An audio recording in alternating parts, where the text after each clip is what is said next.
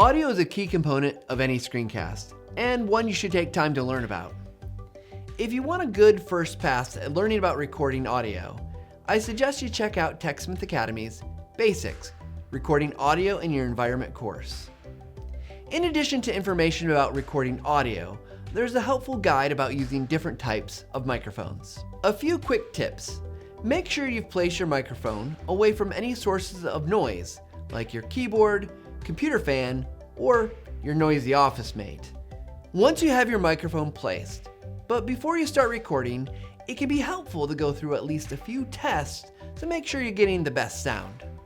First, record 5 to 10 seconds of the ambient noise in the room. Then listen to the playback, preferably through headphones. What do you hear? If you hear any noises like fans, lights buzzing, or other sounds, take a few minutes to see if you can eliminate them. Next, do a sample recording of yourself or of your narrator. This should be done with the same setup you'll use during your actual recording. You'll also want your narrator to speak the way they will during recording. I know personally, I tend to get louder and faster. Again, listen to the playback. How does it sound? Is the microphone picking up the voice as expected? Did it record any unwanted sounds, like popping or breath noises? If so, you'll want to adjust your setup. You also may need to coach your narrator to eliminate some of these noises as they speak.